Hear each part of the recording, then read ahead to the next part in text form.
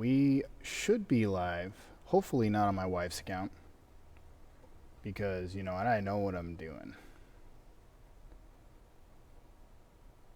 I mean, there's many easier ways to do this, but I choose the difficult way.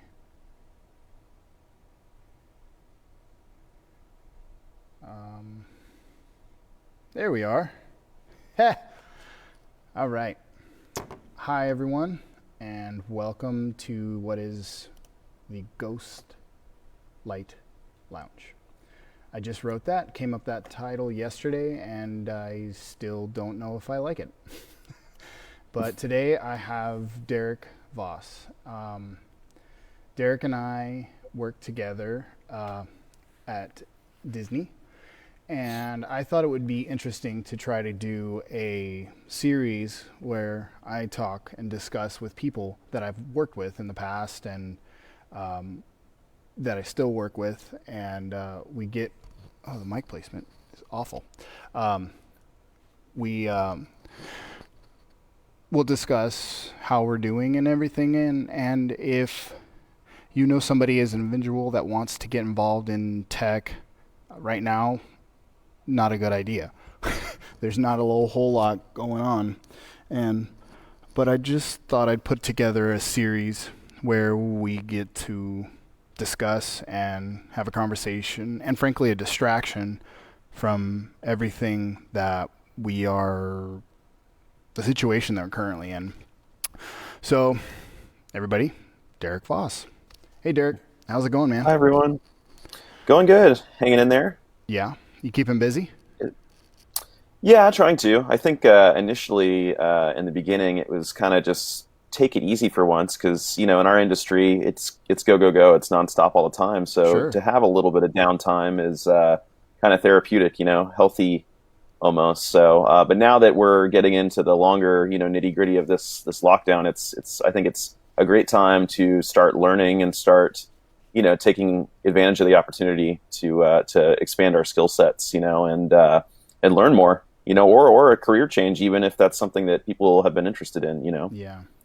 Has that been something you've been considering? I mean, it's always played around in the back of my head. I love what I do, and it's a really cool industry. I mean, anytime you talk to anybody about what we do, they're just blown away. They have so many questions, and they're just excited to hear what you do. But at the same time, it can be rough on family life to work in the entertainment industry. So Right.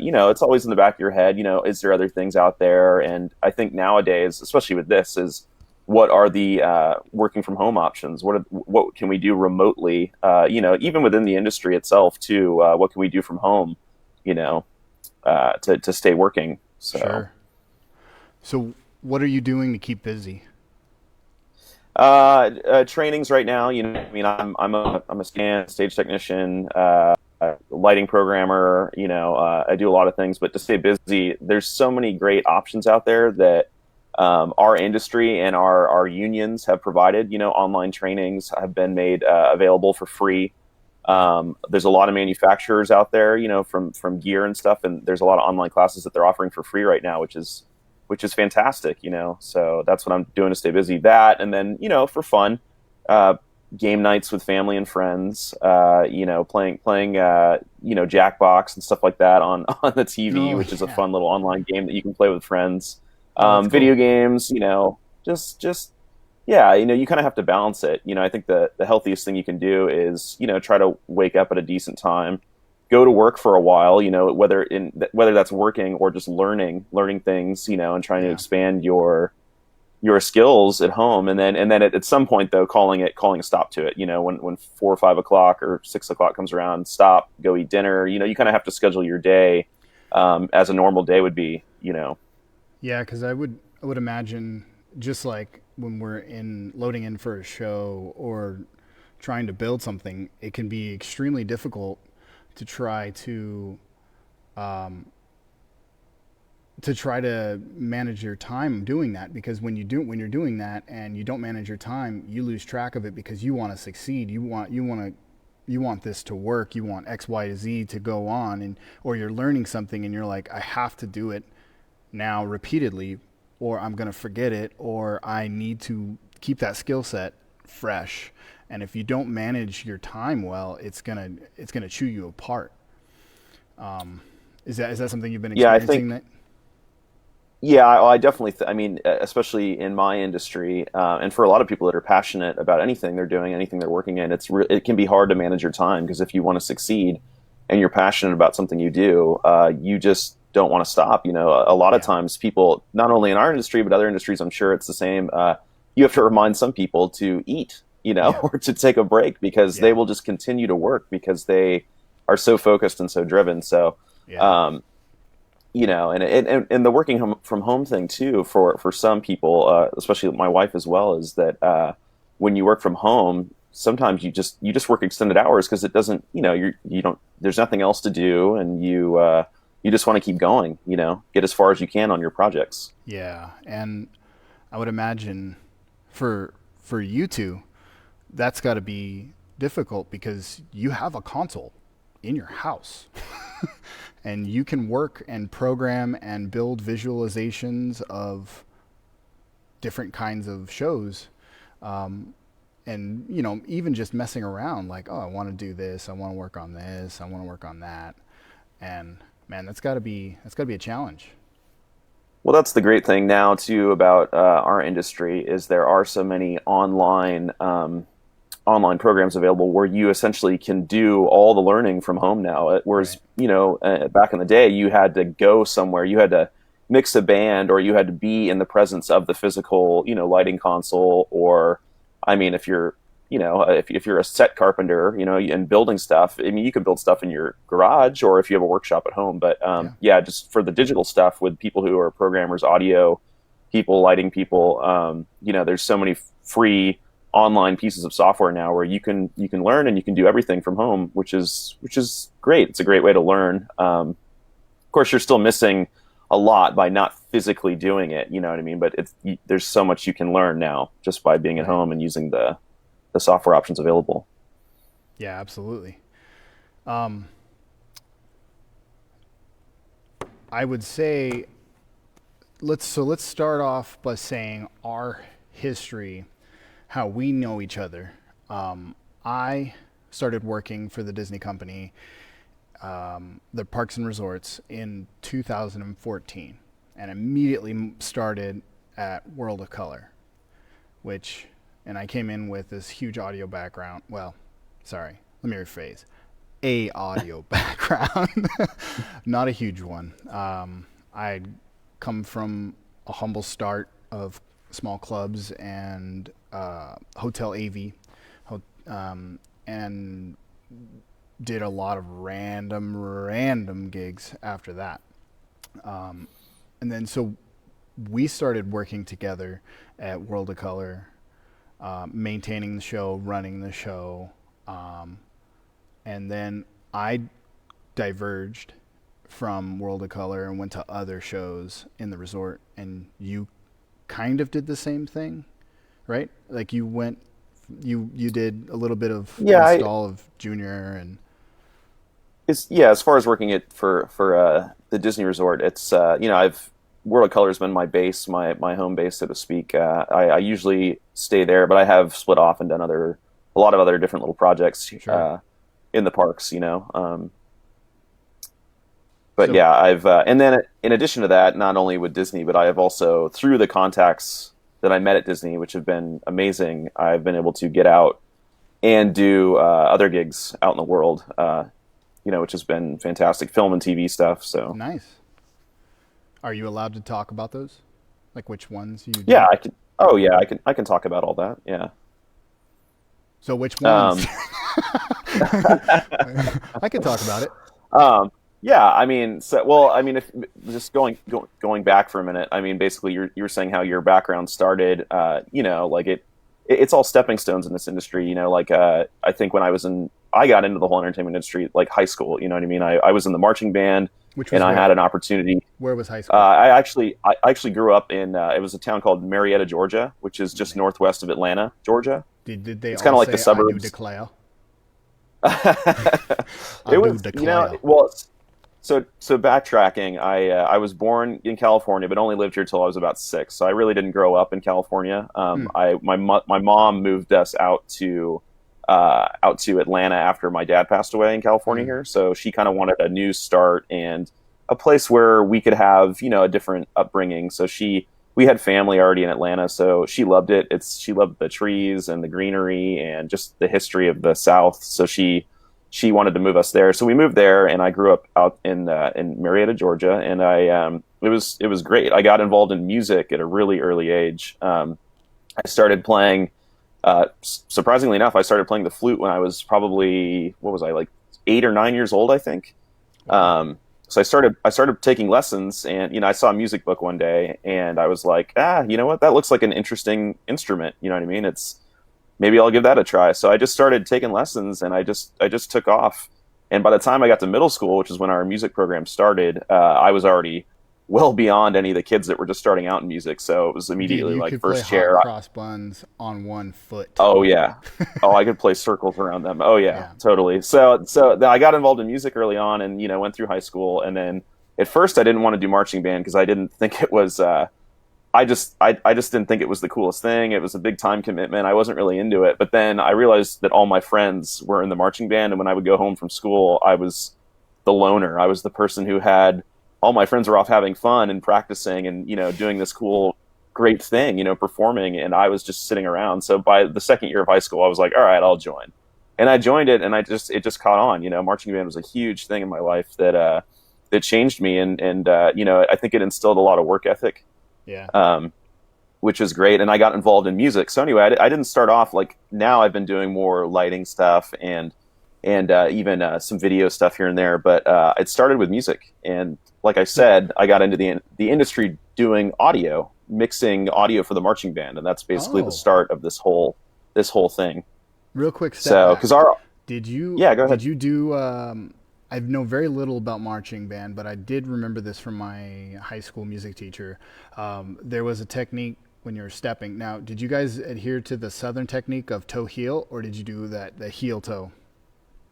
we did heel toe. Now, I mean, there's heel toe, and then there's the high stepping and stuff like Yeah. that. But high stepping is traditionally that's a different. Those are more. I would say more showy bands. You know what I mean? You have different bands. We were more about more of the. I'm not sure what you would call it, but more. I wouldn't say traditional because it's not necessarily traditional, but there started to be like a big. Almost professional production style marching band where we had choreographers, they would design our drills and all that stuff, and we had professional composers assisting with writing the music for our shows. I mean, It was a Really? big deal. Wow. Oh, it was huge. Our marching band was well over 200 people, and even that's a medium sized marching band for some of the communities out there. Some were 300 plus. So everybody it was in a the huge stands production. Was just the band. Well, yeah, pretty much. But this gets into the whole with marching band. They have Bands of America and they have drum corps. So basically, like all of the high schools around us were trying to basically do like a drum corps style, of course, with all instruments. So it was they spent a lot of money on the productions. Everything from props to sets, and then like I said, I mixed audio for our band, so we had a lot of wireless audio. We were all on wireless. Our soloists would be on wireless packs, and then we'd have to mic the entire pit section. So that's how I got into basically kind of the industry, was mixing audio and setting up their wireless setups for our shows, and it all had to roll out. It all has to be mobile. You have literally a minute or two to set all that up, and it has to be functional, and then that's it. The judges start judging you, and your audio has to be working. So that's how I got into the whole audio scene, and that was the start of the industry. Very cool. Yeah. So anyway, I mean, if just the history of things. So one thing led to another. I did music in college. I was doing music performance, studying that in college for 2 years in Georgia at a school called Kennesaw State University, and I was doing music performance, which is basically, I mean, I'm training to be a professional musician. And it was just this, I was always good throughout middle school and high school, and I just said, why not just keep doing the same thing? It's a path to college. So I actually got into my grades and my SAT scores were not not the greatest. They were okay, but I actually had a little bit of trouble getting into college. So music helped me basically get me a slight scholarship. Got my foot in the door into college, and I was able to go to college It's through so my weird music. you So. saying this because it's like a mirror image. There's you, and there's me. Yeah. Yeah. I also couldn't get into many schools because my SAT scores were garbo, and so I literally got a scholarship because I played stand-up bass. Continue, Yeah. sorry, but that's so crazy. Yeah, it was a huge thing. I think this on the old set of scores, I think the highest I ever scored was maybe like just shy of an 1100 or something like that. But that, it was competitive. A lot of people, I just didn't take, I don't think in high school I was taking my college career seriously, which is either. okay. I mean, you don't have to at the time, but but I was always passionate about music, and it actually got my foot in the door, and I was able to go to. It was a good school. It was a 4-year university. I also auditioned for USC and UCLA. I went to auditions that came out there and did that, but I just but I'm actually glad that everything worked out the way it did, because I can't afford those schools. I can't afford USC and I can't afford UCLA. And I ended up going to what was a smaller school, but it was a chance to help that school become something, and the same with my marching band. My marching band, they started off not being that great, and they were struggling. They weren't winning competitions, and it was a chance to really be passionate about making something out of our band. And we set our band up in high school, our marching band, for success. And the same with like our wind ensemble and orchestras in college. We took those programs and we built them, and made them huge, you know what I mean? Really, really big successes, which was a lot of fun to be a part of something like that from the ground up. Yeah. So that's crazy. So this whole time, what did mom do for work? Because you said dad had passed away. Yeah, my mom, in California, she was working for a cable company. Actually, it was called Jones Cable, and we were living out in Lancaster, Palmdale area, because it's where we actually started off in Santa Clarita, like Valencia area, but my mom just really couldn't afford that area after my dad passed, so she moved out to Lancaster, Palmdale, which we weren't thrilled about. That area has its own set of unique challenges, and I think my mom just didn't want us growing up in that environment, and she decided to move. But she was working for a small cable company that provided cable services for the area out there. And then when she uprooted and left for Georgia, she had to look for work. So she went to school actually for interior design. She had an associate's in interior design. Yeah, and so when she got to Georgia, she was looking for interior design firms, and she actually worked for a couple different firms out there for quite some time. I think the biggest thing that she got to do for her interior design was design the HGTV Dream Home that they had out there. They used to have every year they'd have a home in Georgia basically that they would sponsor, and they had a dream home out there that she got to be a part of the design team for all the interior designs, furnishings and floorings and cabinet, everything. What year was this? Oh gosh, this is back in probably mid to late 90s, I think. We actually lived in Atlanta where the TV at the end of HGTV, so it was just HG. yeah. They did a lot of. I mean, as homes out in the South, I mean, they're really big. So there's a big opportunity for people to obviously furnish and decorate them, and it's a big industry out there. But anyway, that's what she was doing. So she was supporting, and I'm one of three boys. So she was supporting 3 kids on her own. So it was no small feat. I have a 3-year-old, and your mom is amazing. Yeah. I mean, huge shout out to single mothers out there. Yeah. They're heroes. I mean, they're warriors.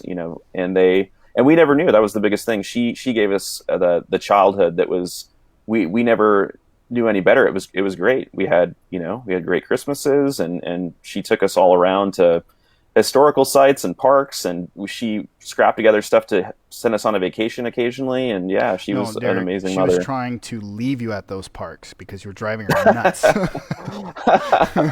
Well, I'm sure I drove her up a wall occasionally. You know what I mean? A lot of the times, and there was also it wasn't easy to be in music either, because as when it comes to buying instruments for your kids, a lot of times your kid will say, I need a new instrument, and they're like, oh, great, that's another $3,000 that I got to spend. You know what I mean? Because instruments are not cheap. So, but she and the fees for the marching band, you know what I mean? You have to pay to be in a marching band. You don't just go after school. There's a lot of fees involved to keep the band going. So, she did a great job. So, Yeah, Oh that's yeah, great. I mean, well, because we went on trips, we would travel all over the country. We would go on competitions, and of course, the families have to pay for the bus travel and the food and the lodging and all that. So, but That's great. yeah, but yeah, that's what my mom was doing, and she's yeah, so she did a great job. And So she how really did, helped. go ahead. She No, no, I literally was just gonna say she really helped care and foster my interests when I was young, which was fantastic. So. literally going to be my next question. How did mom feel about your degree choice for your? She, oh, I think she was thrilled. I think she was thrilled that I got into music because and I think that's important for kids is to, I'm a huge advocate for marching band or anything you can get your kids into that they're passionate about and that Right. that keeps them busy after school. So she was very happy that I got into, to music. Um, That's great. yeah. Yeah, that's so And awesome. yeah, and it's huge. You got to get your kids excited and interested in doing something. Keep their minds busy, and it gives them a path. So, like I said, even if I wasn't going to be a musician professionally, which I'm not anymore, and I unfortunately I don't play that much anymore because I just don't see there's not that many opportunities and to juggle full time work and whatnot. You don't have the Right. time to do it later on That's in life, hard. but it provided a path, through college and into my early career that I wouldn't have otherwise. Absolutely. Um, so you're in college for performance, and you are So yeah, I now an didn't. electron. You're an electrician and a console I programmer. How so did I that didn't. Yeah, I didn't transition really. happen? So I decided that music performance it's very hard to get into. To get into a professional orchestra, it's like you almost have to wait for someone to retire or to pass on before you can get some of those positions Yeah. because it's a dream job to be in a Hmm. professional orchestra. I mean, so realizing that, I realized I had to be a little more realistic with my goals. So I decided I want to get into more music industry, like Mm. recording industry and stuff like that. So I looked at programs out in California, and I found a music industry degree at Cal State Northridge. Mm. Um, and it's basically a degree where they teach you about copyright and the recording industry. It was technical and theory and law and business management and things like that. It was a pretty cool hybrid program that they were offering. So I decided to transfer when we decided we were going to move back to California. I transferred over to Cal State Northridge and then continued my degree and got a bachelor's degree in music industry studies from California State University Northridge. So and Very that cool. gave me not so and it was a mix too because everyone not only was everybody had to be a musician. You had to take performance classes where basically private lessons. You had to be part of an ensemble group like a wind ensemble or the jazz band or something like that. And then you also took classes on recording and everything law. We had to take law classes, copyright classes on the music industry. So it was a really cool kind of overview of the music industry. And it also included an internship, a 6 unit internship segment too, where we had to go and get jobs for companies in the area. So yeah, so I continued college with that, the extra 2 years at Cal State Northridge, and then got my degree. And it culminated with I got an internship at Universal Music Group, Oh, nice. doing copyright law, and it was intimidating. I had to go to the big tower over there, the NBC. Well, now it's a Comcast NBC, but I had to go to the big tower over there by the parks and go on an interview with their head of copyright law, and I had to interview with them, and I ended up getting the internship, which was great. And then they threw me into the fire, and I started doing international copyright law for basically securing the rights for songs to be used in like DVD and Blu-ray products, and Right. then dealing with all the paperwork involved with making sure the artists get paid properly for Mm. the length of their songs and what they're used in and how many times they're used in. So it was a degree that really got me some interesting real world experience. Now, what made you So stop doing that? so again, just stepping stones. Basically, I was always focused on looking for work because I knew I have to pay rent. I have to get a mortgage eventually, which I Right. mean I still don't have a mortgage yet, but I have to pay rent. I've got bills to pay, and so I was always looking. I was following the money trail, so to speak. Where I could get a job that's going to pay. So but basically at the end of the internship, they didn't have any open positions at the time. They tried to get me on and get me a full-time job, but there just wasn't any positions, and the industry was kind of changing the way that copyright law and just the music industry in general with this was the beginning of streaming, really, for the most part, when I was going through all this. So the whole industry was changing at that time, and so but anyway, they couldn't find a full-time position. So I guess to backtrack, we're going into a lot of detail here, which is good. But anyway, moving on from mixing article. First job that got me into theater. And what I do now was while I was living in Valencia, because we moved back when we came back to California, we lived in Valencia, and I got a job working for Six Flags Magic Mountain as a stage tech. Oh God, so much of that. Yeah, I got a job working as because I had my experience mixing audio, and I had some other theater.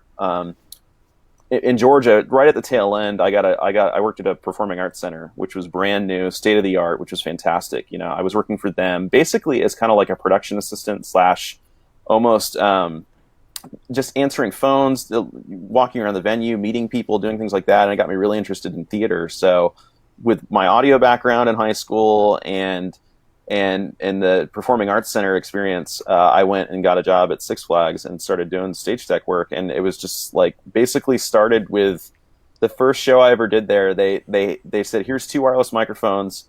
Here's an IntelliBeam lighting controller, which is old school moving mirror lighting fixtures.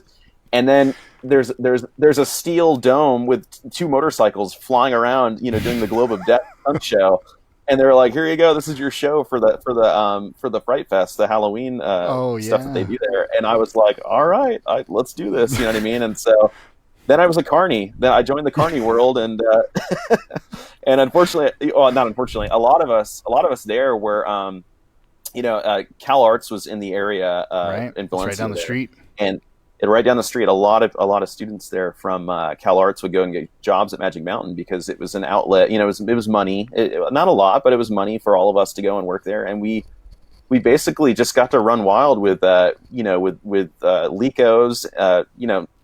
theater lighting, and just running around and setting up black lights and building stages and programming shows. And it was just like it's the Wild West of theater out, working at Magic Mountain, and it was a lot of fun. Fun fact. Let's see if this comes into focus. That right there. Oh, I see that. Yep. It's once removed a tattoo that I just cover up now. That tattoo cost me getting a job at Six Flags. They said, "Do you have any tattoos?" Really? And I didn't think about lying, and they were like, "You can't even cover them up. You can't work here." And I was like, okay, that was rude. They're really like rotating door kind of hiring system over there, and it was really discouraging. But I'm glad it worked out for you because it started you on this path. It gave you a theme park experience. I mean, I never thought that I could make a career out of working for theme parks, but there's so many of them, and there's just so much to do. So I was really I worked for Magic Mountain from about 2007 to 2010. So about 3 years, and it felt really long at the time, but at the time it wasn't that long. But I met so many people from Cal Arts that I'm still friends with. And a lot of those people have moved on, and that I'm working with now at Disney, and also in the TV and film world as well. A lot of people, that was the first step, and I think the industry is all about the connections you meet, and it's all stepping stones. So really, I guess you could say that working at Magic Mountain for me was like kind of like the high school of the theater world, so to speak. You know what I mean, or maybe the middle school of the theater world. But it allowed me to get my feet wet, and we didn't have big budgets, but we did a lot of really interesting shows because we had the freedom to just run wild, And it was a really great time. I actually met my wife working at Magic Mountain because she was a Cal Arts student. Really? And I I met her. We both met at Magic Mountain working there. So Huh. I did not know that. yeah, so that's what started. That's what went from the audio world and then got me more into the lighting world for the first time. Yeah. Magic Mountain was the first time that I had gotten my hands really it was a Hog 500, a Jan's Hog 500 board with nice wood trim siding, and it really got me it got me more into doing lighting. Yes. And that's when I started hanging Lecos and trees, and throwing pipe and bass up on rooftops and hanging lights for Fright Fest and all that safe. stuff. So Got it was super safe. Well, and there's a lot of things about Magic Mountain when I worked there that I learned a lot from. I got my first working in like a Genie 60-foot boom lift. That's my first time I got to drive that around, and that's gotta be unnerving. I mean, I was driving a 60-foot boom lift on those hills. That's gotta be unnerving. Yeah, I took a Genie up Samurai Summit one time, which was that's nothing. Yeah. That's nothing to be. That's a scary little journey on that thing. But yeah, I was 19 or 20 years old working there. So being able to drive a boom lift like that, and them having the confidence and training in you to go and hang lights and drive that thing around it gave us great confidence as well. So, but yeah. That's great. So that was the start. That's the start of the theater. That's the start of the theater world, and meeting people who work in theater, and then getting into more of the lighting world. That's very cool. So yeah, we've been talking a little bit about your wife, and I want to I have some questions about that. So Nicole, your wife, is also in the industry. What is that like at home? Do you guys? Yeah. Is there a lot of shop talk, or does it get constantly exhausting talking about shop? Not really. I think Nicole and I have a really interesting relationship in terms of that, because we've never we've gotten into some heated like gear debates and theory debates and stuff like that. But we've always we've kind of driven each other, and we've driven each other's interests. You know what I mean? It's fun. It's kind of fun. I know some people that would hate it to have to go home and shop talk at home, but it kind of helps you vent to somebody who understands what it's like, and you can kind of bounce ideas off each other. And there's moments where we were like, let's pull out a projector and let's get a lighting console out in the living room and just goof off and just figure out stuff that we don't know. You know what I mean? Let's play around and learn at home, So it's kind of like, but it's actually worked out pretty well. And we got married in 2013. And then we met in 2008. So we've been together for quite a while, and yeah, we're still getting along. So it's really good, Now, do you guys ever work on projects together? We did in the early, at Magic Mountain we did, and then we kind of split ways. I actually went back from Magic Mountain. I got a job at it was the Valley Performing Arts Center at Cal State Northridge. So, right. And that was one of my first, that's working at a big theater. I mean, I think that theater was over 1,500 seats, under 2,000 seats, but it was a big performing arts center. So that was my first big theater that I got to really to work in. So I went there. She moved on to Universal. She actually went and worked for the City Walk, that they have their 5 tower stage. So she moved on and started doing some media server stuff and media management and managing that stage at Universal. Very cool. And also doing some stuff in the parks. So she moved on to working at Universal, and let's see. Oh, where were we going with this? I forgot. Anyway, I was telling you. Working on the same projects together. Oh, right. Yeah. So anyway, so we worked on projects at Magic Mountain, and then eventually she went from Universal to Disney, and I went from the Valley Performing Arts Center to Disney. And then I was there before. I started working at Disney before her, and then a couple years later she started working there. And at first, because we're on the same level, we were working together.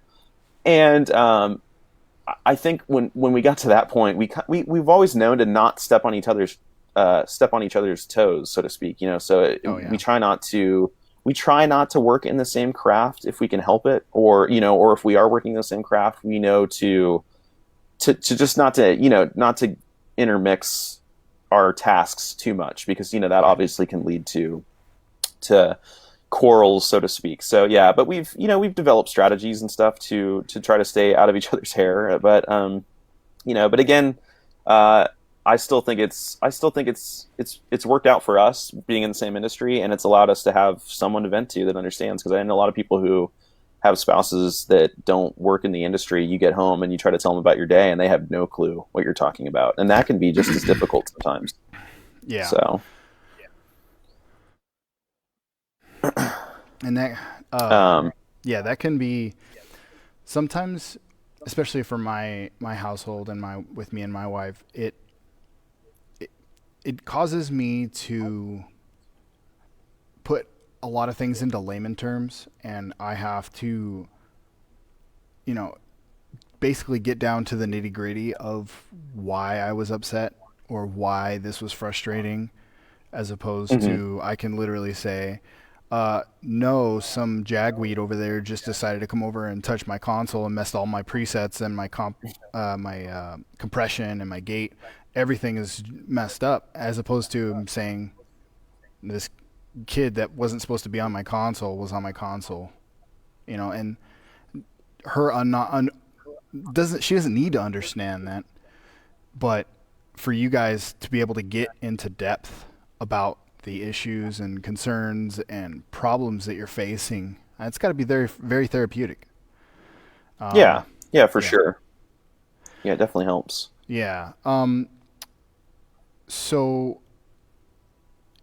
we talked about that. Now we're coming to the end of this, and I want to do some rapid fire questions. I'm trying to think of any other questions that I had. Um, oh, one question that I do want to. If you could name one gig that was your favorite, which would it be? One gig that was my favorite. You know, uh, going back, I've done a lot of different little theme park shows that were a lot of fun. But as I've kind of transitioned, I met contacts, like I said, in the TV world, and it's terrifying. It's scary working in television for the first time. You do shows that aren't live, and those are scary. But then you do shows that are live, and that's terrifying. So I actually got the opportunity to run screens, video content through a lighting console. Is how we control the screen content. But I actually got to run it for American Idol uh, Oh, live broadcast to the world, as well as I also had an opportunity to run a Dancing with the Stars show live from the CBS lot, and those were the most terrifying moments I think that I've done so far. But it's the most rewarding in hindsight to be like, holy crap, I got to run a Dancing with the Stars show and an American Idol we're show gonna legally live have their broadcast. name changed to Dancing with the Show Stars, just Dancing for with the you. Show Stars. There you go. That's really cool. Anyway, yeah, so I think that being able to do a couple of live shows like that, running it as a board op and a programmer, has been extremely rewarding in hindsight, but also extremely terrifying. So, Oh, that's crazy. Um, so now I'm gonna do some rapid fire questions. It's just right at the okay, top of your head. Just nail it. go for it. All right. Go for it. I would say 60 seconds on the clock, but I don't have a clock set up, so shut up, Derek. Okay. Um, all right. Question number one: cat or dog person? Cat. All right, gonna end the stream now. We can no longer talk. I'm just kidding. I'm kidding. Question number two: your biggest pet peeve? Oh gosh, rapid Rapid, fire, rapid fire. rapid. Biggest pet peeve. Micromanaging. Oh, oh, burns. Favorite ice cream flavor? Say Pistachio. vanilla. Oh, oh, me too. Oh my god. Favorite band? I'm gonna say 311. Oh, got my original. Gig or show you've always wanted to work? Out of the park, in the Olympics park, opening whatever. Where? Olympics opening ceremony. Bro. Okay. What are you looking forward to most after this pandemic is done? I'm just looking forward to expanding my skills now that we have downtime and getting back into to work, and maybe looking for actually just being more professional, taking on bigger gigs, and maybe gigs that I was afraid to do before, Right. or gigs that I was just apprehensive about. So just expanding my expanding my career. That's awesome. Um, so last question before we end.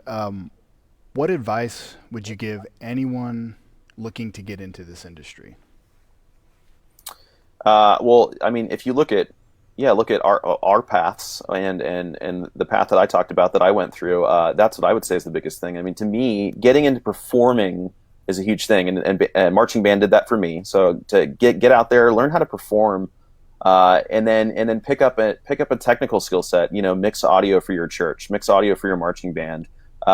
Join your high school theater and do shows, hang lights, program lights. Get into it early if you can. Get in the high school years or the early college years, and then from there, yeah. I mean, like I said, I met my connections that got me into doing television through theme parks, and Right. also through good theater schools like Cal Arts. So I met people through theme parks, and I met people through an art school. So make those connections. Those connections are going to get you work later on, but also get skill sets early on. Mix audio, learn lighting, learn video, earn And that. make Start learning mistakes. that in high school. Make mistakes. Yeah, yeah. You're Tons of always them. going to make mistakes. Learn. Get comfortable with failing because you're going to make mistakes and you're going to fail a lot. And you need to learn how to push through that, and you need to work through Absolutely. those nerves and those feelings because it's a terrible feeling when it happens the first time, but as you get used to it, you'll see when time goes on that you become more professional and you learn how to deal with those failures and turn it into an ultimate success. Yeah. Um, yeah, I would say that getting used to getting yelled at. It's not. Especially, yeah. And it doesn't get any better. You're going to get yelled at early on when you're doing stuff like in high school, college, and then you're That's going to when you go work should get for who yelled at. knows. That's the most You should get important yelled time to get at. yelled at.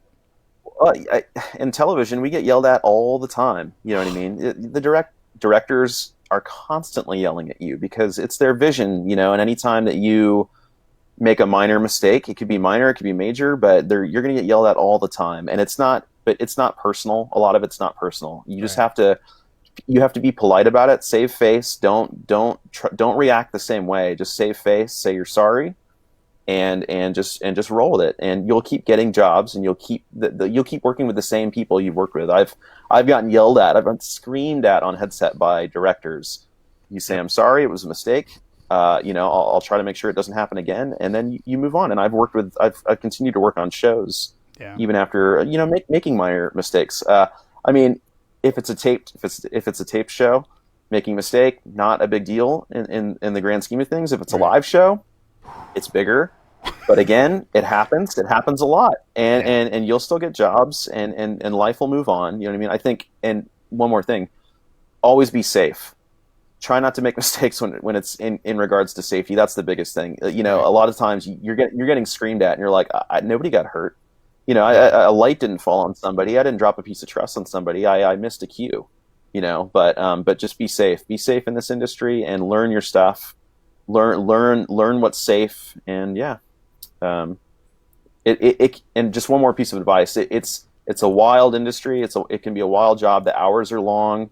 The hours are all over the place. But how many people get to say that they put on shows, in theme parks for thousands of people, or to run a show live to millions of people? And everyone you talk to, if you're in this industry, is always going to think that your job is an exciting place to be. So Yeah. it has its rewards, it has its sacrifices, but it has a huge amount of rewards as well. Yeah. Absolutely. Well, Derek, I want to thank you so much for being on the Ghostlight Lounge. I think I really like that Thanks name. for I think having me. I'm going to keep it. It's a lot of fun. Um, I think it's a great name. I was going to go with another name, but it's taken on YouTube. No, I Whatever. think I'm not bitter. I, Um, I think it's a perfect name. um, because the theater is all encompassing. You can do concerts, you can Yeah, do plays, you can do musicals. The theater TV, is where it film, the started. theater. It's It's a everything place for started from the theater. performances. Yeah. Yeah, it's emotion. So, It's all emotion. and in a later episode, I'll explain to you what the ghost light is and the superstitions behind it. because there is superstitions behind it, and there's a lot of superstitions in theater. But again, a big thanks to you, Derek. Thanks for coming out, and we will talk to you soon. All right, great. Thanks for having me. Thanks. Talk to you later. All right, bye. Bye, everyone.